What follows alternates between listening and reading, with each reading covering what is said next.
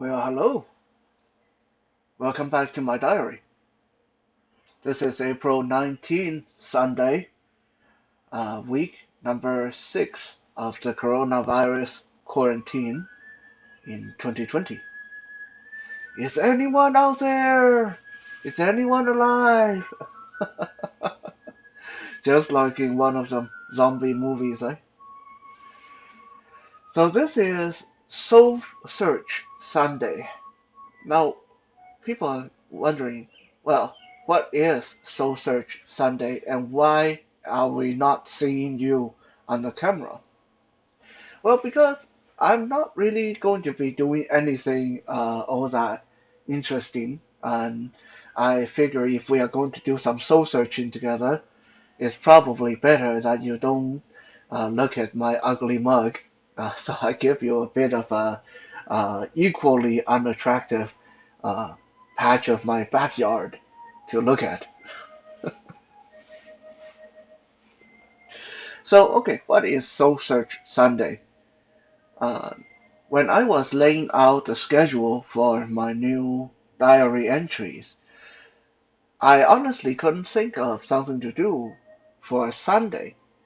But then I thought, well, religious people go to church on Sunday to worship, and those of us who are not religious but who are spiritual, we need our time to meditate and reflect on our week, on our past days, and things that we learned, things that we hear. So I figure that the Soul Search Sunday is a good time for me to just ramble on a little bit about things that I came across this week and things that I think about. Uh, it's a good chance for us to get to know each other, I guess. Of course, there are going to be time where I use the Soul Search Sunday to do things uh, that I didn't get around to doing during the week. For example, if there was a really cool self-defense move or a really cool workout routine that I didn't get a chance to showcase during the week, I may end up using that during one of the Soul Search Sunday diary entry. But we'll see. It's basically free flowing, freestyle, and anything goes. I like that. I like to do things off the cuff and do things like anything goes. Many of you probably don't realize that when I do my podcast, when I do these diary entries, and when I do my videos and documentaries and stuff like that, and when I give speeches at conferences and stuff like that, very often I do not lay down a script. I do not even write down uh, notes and stuff like that.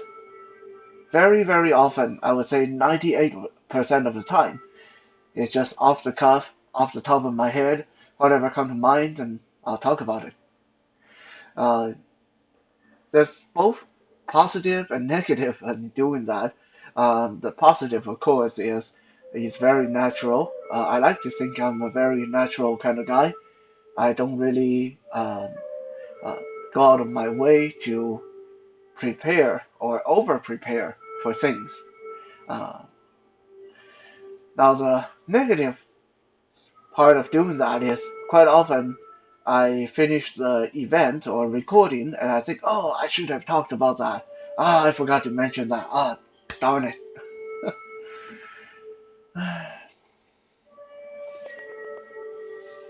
So today I want to share with you one thing I learned this week, one new thing I learned this week, one thing that I really suck at, and one really nice quote that I really like that I heard. First,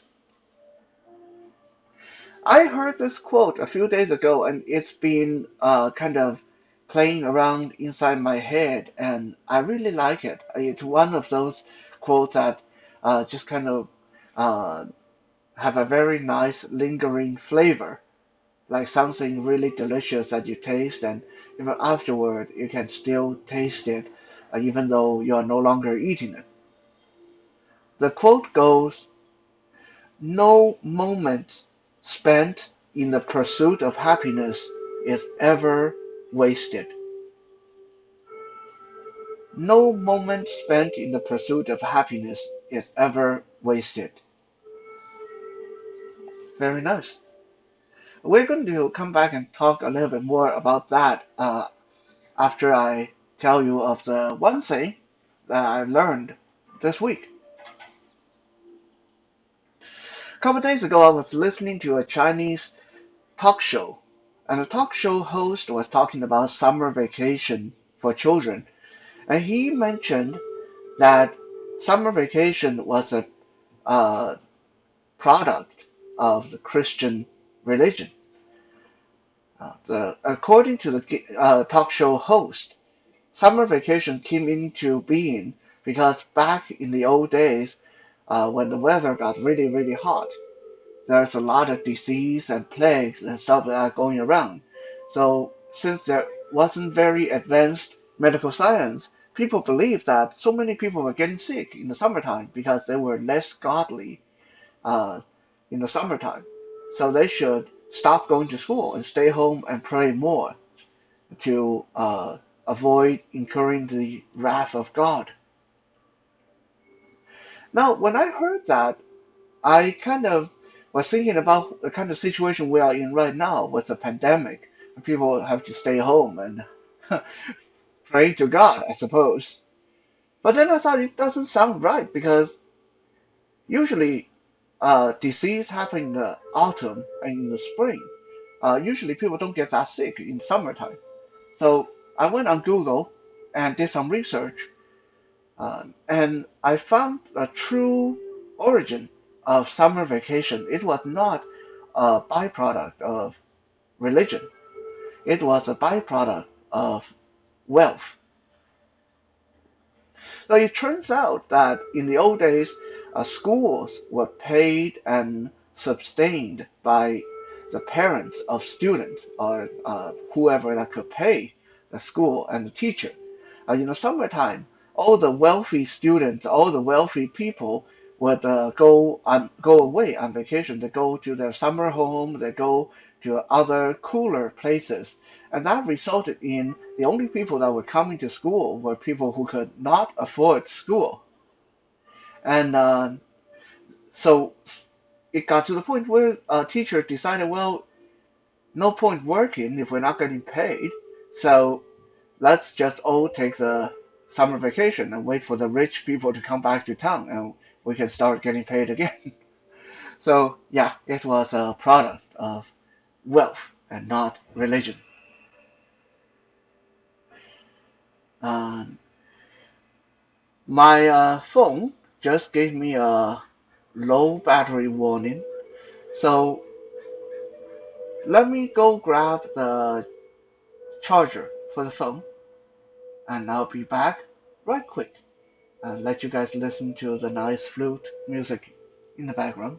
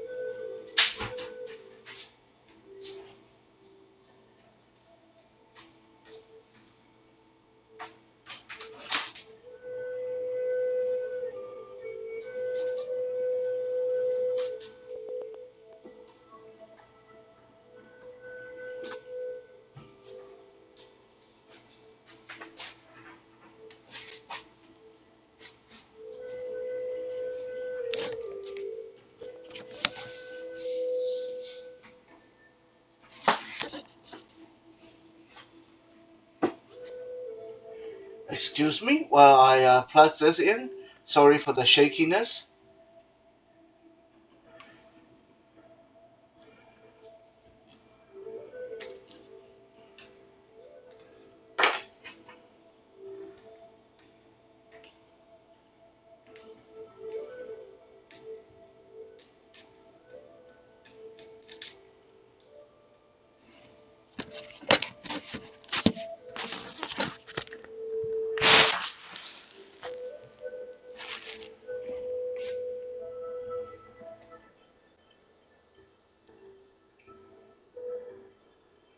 Okay, now we are back. Let me adjust this. That wasn't very professional of me, I know. Uh, Usually I make sure that the battery level is good when we were going to do a video. Uh, but today I forgot to check the battery level. I honestly wasn't expecting to be rambling on this long. um, so now let me talk a little bit more about happiness because that is the last topic of the day. It's the one thing that I didn't used to do very good at and still struggle with here and there. It's the pursuit of happiness. You see, I grew up in a culture that frowned upon the pursuit of personal happiness. In the Chinese culture, it is not important to be happy. We were never taught to be happy. If we were happy, that usually meant that we were lazy, that we were selfish. Our parents never cared if we were happy, they only cared if we were successful. Our parents didn't even really care if each other was happy. In the Chinese culture, it's all about productivity. Productivity, I'm sorry, that's my Chinese root coming through. Um, Productivity and success and money. Money is a big part of the Chinese culture. How much money you can make, how little money you can spend, and the more you save, the better. The more money you can leave to your children, and then the more money your children can give back to you. That's pretty much the only thing that matter in the Chinese culture, especially among the older generation. So I grew up being taught that if you are happy, then obviously you spend too much time making yourself happy. You should be ashamed of yourself. You should worry about uh, spending time to improve yourself. Let me give you an example. Like when I first came to Canada, we never dare to mention things like basketball or go swimming or go to a party. Oh God, like Halloween party, like perish the thought. If we were to go to our dad and said, "Hey, I go to my friend's place for Halloween party?" You know what we would hear? The kind of response we would get from our parents would be, "Halloween party? I did not bring you to Canada for you to go to Halloween party. I brought you to Canada so you can grow up and be successful, get an education, stay home and read your book." That's the kind of response we get. Also, to make that a double whammy, I grew up as a Buddhist, and Buddhist is a religion that does not concern itself with happiness. The whole concept of reincarnation of Buddhism is payback, is karma, is how to suffer, is how to give back to the world. Is that we are here, the world is a bitter sea. That's one thing that they hammer you with again and again in Buddhism is the world is a bitter, cruel place. It's a sea of sorrow. It's a sea of bitterness. And we are here because we did something awful in our previous life. That's why we have to try to limit ourselves, not indulge and not be happy. We are here to uh, repay the debt we incur in our previous life. We are not here to have a good time. So growing up, I became very, very self-conscious. Whenever I had to be happy, I was always good at buying gifts for friends. I'm very quick at lending money to friends. I was very quick at buying gifts for family, but I always felt self-conscious to give myself things. Even now, on the ratio of buying things for others versus buying things for myself is probably on the scale of 10 to 1. I would buy 10 gifts for others and then buy maybe one for myself. That's it. Um, I'm slowly getting better at it because my girlfriend, so beautiful, intelligent, she always challenging me on this one, telling me, encouraging me to make myself happier and pay more attention to myself. Uh, so it is something I'm working on. Uh,